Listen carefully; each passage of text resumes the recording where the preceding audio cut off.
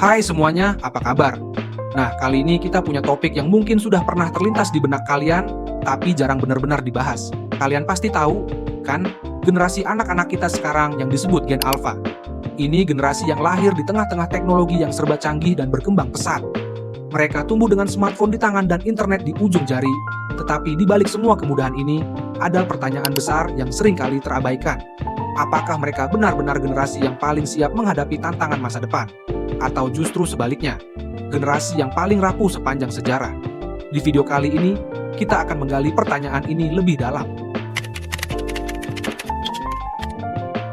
Nah, jadi Gen Alpha adalah generasi yang sudah akrab dengan gadget sejak lahir. Generasi ini lahir pada saat tingkat kelahiran menurun di sebagian besar dunia dan mengalami dampak pandemi COVID-19 saat masih anak-anak. Mereka tahu cara mengoperasikan tablet sebelum mereka bisa bicara, dan mereka hidup di dunia yang terus-menerus terhubung secara digital. Tapi, disinilah pertanyaannya. Apakah kemudahan akses teknologi ini berarti mereka lebih siap menghadapi tantangan dunia nyata? Atau justru sebaliknya?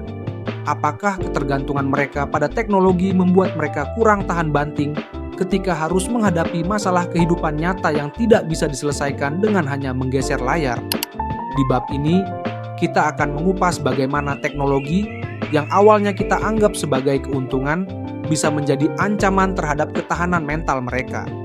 Apakah ini membuat mereka lebih mudah stres, cemas, dan akhirnya kurang siap menghadapi kerasnya kehidupan di luar dunia digital?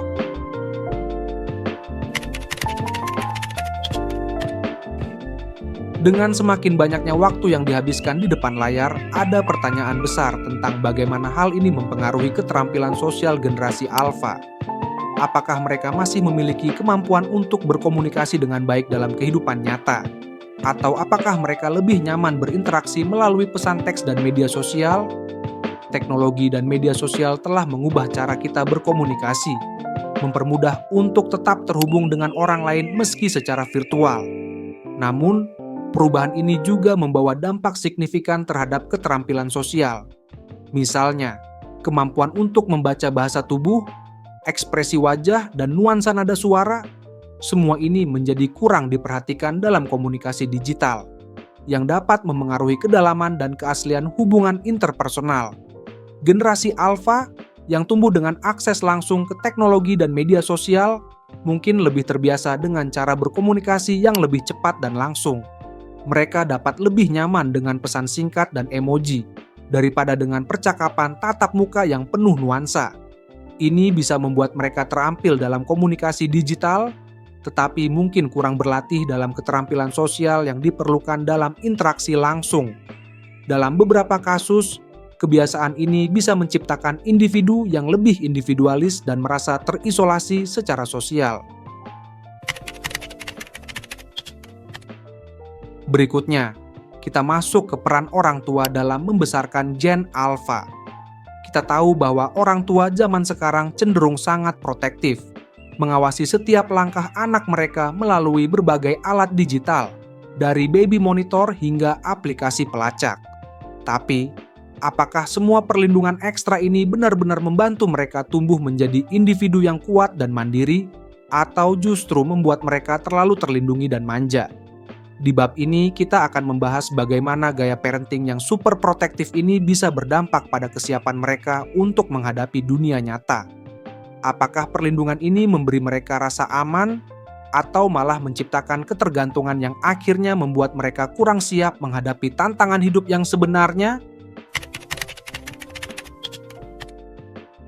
Terakhir, mari kita lihat ekspektasi besar yang dibebankan pada bahu kecil Gen Alpha. Mereka hidup di dunia yang bergerak cepat, dengan tekanan untuk selalu menjadi yang terbaik, baik di sekolah, dalam kegiatan ekstrakurikuler, maupun dalam menguasai teknologi. Ekspektasi ini bisa menjadi pendorong bagi mereka untuk berprestasi, tetapi apakah juga bisa menjadi beban yang terlalu berat? Apakah harapan tinggi dari orang tua, guru, dan masyarakat membuat mereka merasa tertekan hingga akhirnya berdampak buruk pada kesehatan mental mereka? Di bab ini, kita akan menelaah apakah tekanan ini membantu mereka tumbuh menjadi individu yang tangguh atau malah membuat mereka lebih rentan dan mudah merasa gagal.